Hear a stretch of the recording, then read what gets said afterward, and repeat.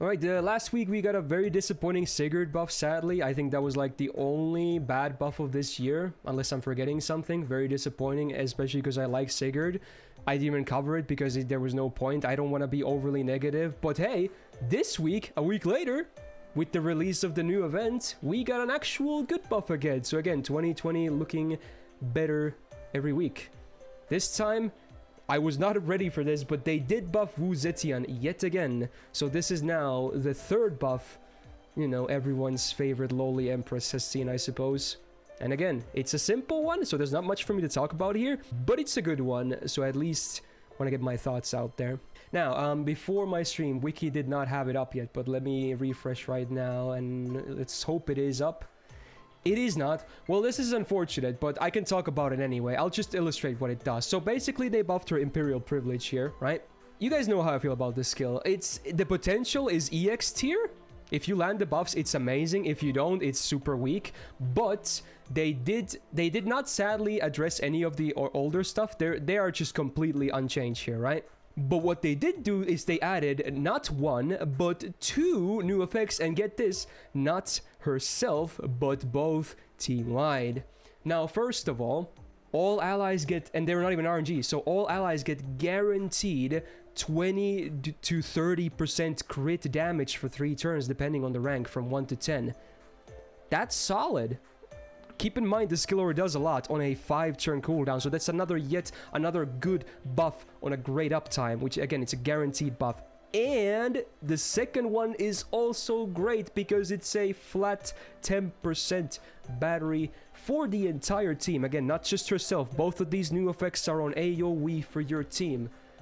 Ooh, that is very nice. That is just a very, very great buff.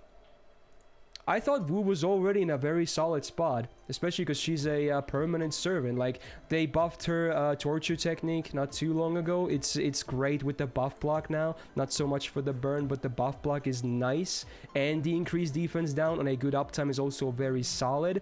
And in the past, they have also buffed her MP, which is, again, yet another solid MP now. So with this, I feel like she can easily be classified. It also in combination of her third skill buffing your team as well. She can. I'm still not gonna use the word quick support here. I don't think she's still a quick support, but I will say she's a pretty solid offensive support now. She has a lot of stuff like, again, the aforementioned buff block can be really big. The defense down is great. And the party battery, the party crit damage, party attack, party quick.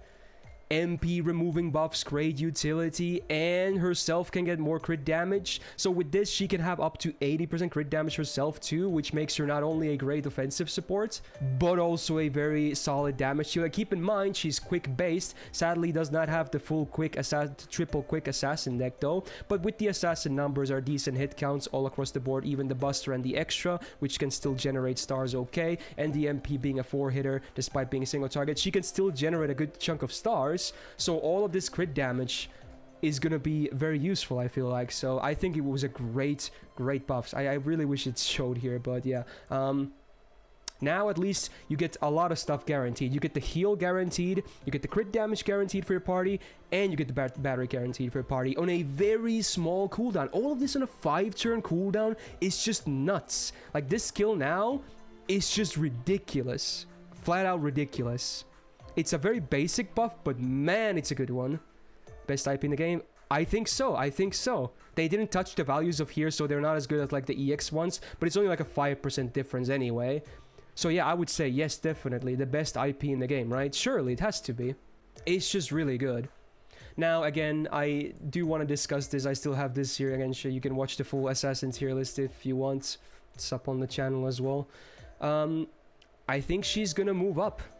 I'm still maybe not feeling the EX, but I think A+ is definitely well deserved now. She has a very solid spot. Like, she's also a permanent assassin, so chances are a lot of people have one copy at least. And even if her MP at MP1 might not do the most damage out there, her skill set still offers so much stuff, so you can easily slot her in. With like another full-on support and a full-on DPS, I feel like she could do a lot of work. So yes, there you go.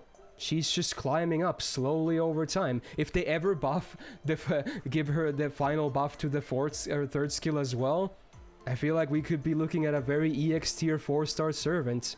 So yeah, she's now a pretty good spook to get, if anything, I would say.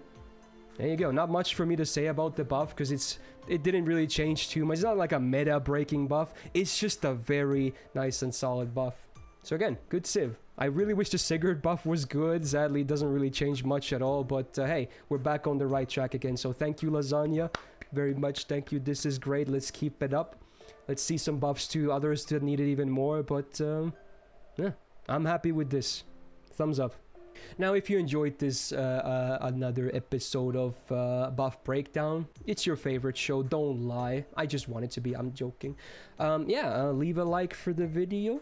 Helps out a lot, lets me know you enjoy this content, and definitely sub for more. The extra tier list part 2, hopefully this week. My voice is still recovering, but I'm hoping to be able to do it this week, so apologies for the delay. Otherwise, have a great rest of your day. Peace out.